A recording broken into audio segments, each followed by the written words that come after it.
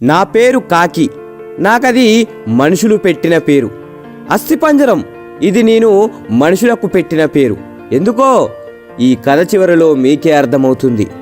నాకు 4 పిల్లలు. అందులో 2 నా పక్క చెట్టు మీద ఉండే కోయిలవి. కోయిలకు గుడ్డు పెట్టడం మాత్రమే తెలుసు, పిల్లలుగా మార్చడం తెలీదు.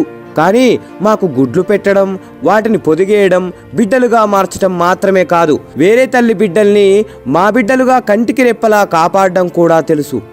ఆ రోజు ఆదివారం, జోరున వాన, బంగాళాఖాతంలో వాయుగుండమంట. ఎవరో 2 చెట్టు కింద మాట్లాడుకుంటుంటే విన్నాను. పిల్లలేమో ఆకలి అంటున్నాయి. కర్మ కాకపోతే ఈరోజే చెత్తకుండిలో డ్రైనేజ్లో ఏమీ దొరకని పరిస్థితి. ఒక పక్క పిల్లల్ని చూస్తుంటే కడుపు తరుక్కుపోతుంది. మనసుకు దెబ్బ తగిలితే ఓర్చుకోలేని శక్తి మన శరీరానికి ఉండొచ్చేమో కానీ మనం ప్రేమించే వాళ్ళకి దెబ్బ తగిలితే ఓర్చుకునే శక్తి మన మనసుకు ఉండదు కదా. అందుకే వాటి కోసం ఏమైనా తేవడానికి గాల్లోకి ఎగిరాను. ఎదురుగాలికి ఎగరలేక రెక్కలు అలసిపోతున్నాయి. ఆకలి కేకలేస్తున్న పిల్లల పరిస్థితి ఏంటి అనే ఆలోచనలు పెరిగిపోతున్నాయి. వాన చినుకులు విసిరిన రాళ్లలా శరీరానికి తూట్లు పెడుతున్నాయి. కాసేపు అలసట తీర్చుకుందామని ఒక ఇంటి ముందున్న మామిడి చెట్టు మీద వాలాను. సరిగ్గా సమయం మధ్యాహ్నం 12:45. నా అదృష్టం కొద్దీ అప్పుడే ఆ ఇంట్లో భోజనానికి కూర్చున్నారు. వాళ్ళు తినేదాకా ఉంటే కనీసం 4 మెతుకులైనా చేతులు కడిగేసిన కంచాల్లో దొరక్కపోవా అని నా ఆశ.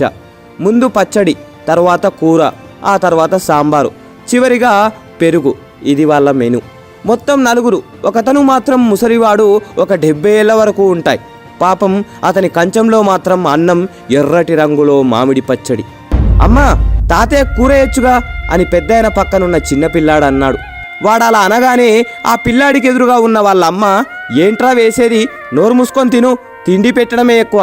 దేవుడు కొంతమందిని తీసుకోపోకుండా భూమికి భారంగా ఎందుకు ఉంచుతాడో అర్థం కాదు. కూరలు కావాలంట, కూరలు ఎక్కడి నుంచి వస్తాయి అని అంది కళ్ళు పెద్దవి చేస్తూ. ఆమెను అలా చూసి సంబంధం లేని నాకే భయమేసింది. ఇక ఆ పిల్లోడెంత?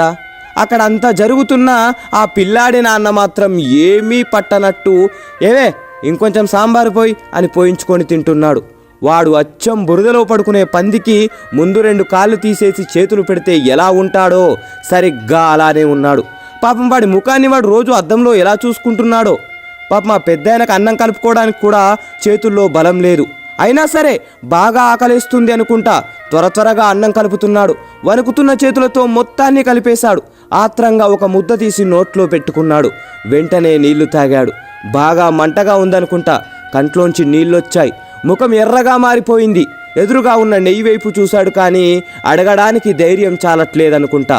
అలాగే ఉండిపోయాడు. అయ్యో, ఎంత దారుణం! పాపం పెద్దాయన. వాళ్ళు తినడం అయిపోయింది, అందరూ లేచారు. ఆ పెద్దాయన కూడా చెంబులో నీళ్లు మొత్తం తాగేసి లేచి బయటకు వచ్చి చుట్టూ చూశాడు. అప్పుడు ఆయనకు నేను కనబడ్డాను. నా దగ్గరికి వచ్చి నా ముందు ఆ అన్నం పడేశాడు. ఒక్క క్షణం నా కంట్లో నీళ్లు తిరిగాయి. పెద్దాయనా, నీ ఆకలి తీరకపోయినా నా ఆకలి తీరుస్తున్నావు, నీ రుణం ఎలాగైనా తీర్చుకుంటా అని మనసులో అనుకొని నేను కొన్ని మెతుకులు తిని కొన్ని మెతుకులు గొంతున బట్టి గూటికి చేరి పిల్లల ఆకలి తీర్చాను. సరిగ్గా 26 రోజుల తర్వాత అనుకుంటా, ఎప్పటిలాగే వేట కోసం ఏటి మీదుగా వెళ్తున్నా ఏటి ఒడ్డున ఎవరికో పిండం పెడుతున్నారు. కాసంత తినడానికి ఏమైనా దొరక్కపోదా అని అక్కడ వాలాను. ఎదురుగా ఉన్న ఫోటోను చూసి ఆశ్చర్యపోయాను.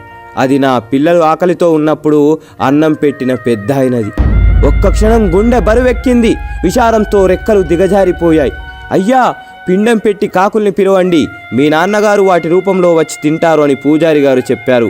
ఒక పెద్ద కంచాన్ని పెద్దాయన కొడిక్కిస్తూ, ఆ కంచాన్ని చూడగానే నా ఆశ్చర్యం ఆకాశాన్నంటింది. నల్లటి నా ముఖం తెల్లబారిపోయింది. ఎందుకంటే ఆ కంచంలో పంచభక్ష పరమాన్నాలు ఉన్నాయి.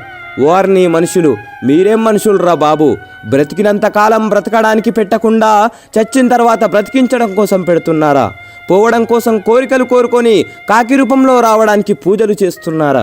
బ్రతికినంత కాలం రాబందుల్లా పిక్కు తిని విసిరేసింది తినడానికి కాకుల్ని పిలుస్తున్నారా? ప్రాణమున్నంత కాలం పెద్దైన కప్పుకోవడానికి కండువా కూడా ఇవ్వకుండా పోయాక కట్టుకోవడానికి పట్టుపంచ పెట్టారా? ఏం మనుషులరా బాబు!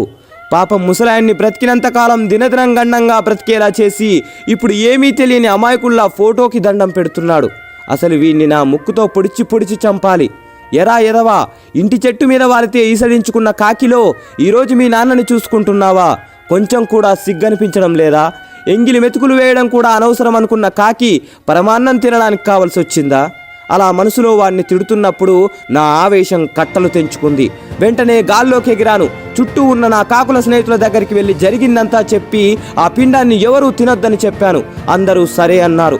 గంట 2 గంటలు అలా గంటలు గడుస్తూనే ఉన్నాయి. పిండం తినడానికి ఒక్క కాకి కూడా రావట్లేదు. చుట్టూ ఉన్న జనాల్లో అనుమానం మొదలైంది.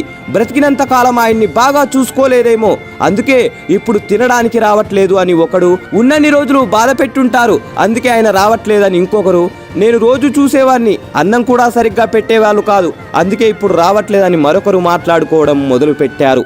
అవి విని ఫోటో ముందు కూర్చున్న ముసలాయన కొడుక్కి తల తీసేసినట్టయింది. అలా ఉండిపోయాడు. కనీసం తన బాధ చెప్పుకోలేని పరిస్థితి. పరువు పోయినట్టు, ఏదో కోల్పోయినట్టు, బ్రతికున్నా చచ్చిపోయినట్టు అనిపిస్తుంది అతనికి. నా బిడ్డల ఆకలి తీర్చినందుకు ఆ పెద్దాయన రుణం ఇలా తీర్చుకున్నాను. ఈరోజు ఒక మంచి పని చేశా అనిపించి గర్వంగా గాల్లోకి ఎగిరాను. మనిషి వింటున్నావా? నీకే చెప్పేది. సెంటు పీలిస్తే మంచి వాసన వస్తుందని, తాగితే బలం వస్తుందనుకోవడం అమాయకత్వం. అలాగే డబ్బు అవసరం తీర్చే వస్తువులను ఇచ్చిందని ప్రేమించే మనిషిని కూడా ఇస్తుందనుకోవడం మూర్ఖత్వం. అయినా ప్రేమ ఇవ్వడానికి మనకు లేనప్పుడు ప్రేమను తీసుకోవడానికి హక్కెలా పొందుతావు? ఒక మనిషి గొప్పతనాన్ని అతను చేసిన పనులను బట్టో మంచిని బట్టో కాకుండా అతనుకున్న డబ్బును బట్టి నిర్ణయించే సమాజంలో బతుకుతున్నావు మనిషి. త్వరగా బయటపడు. చివరి మాట, కొన్ని కాకులు శరీరం నలుపవచ్చు కానీ మనసు మాత్రం తెలుపు. ఈ మాట కాకుల కంటే మనుషులకే ఎక్కువ వర్తిస్తుంది. జై హింద్.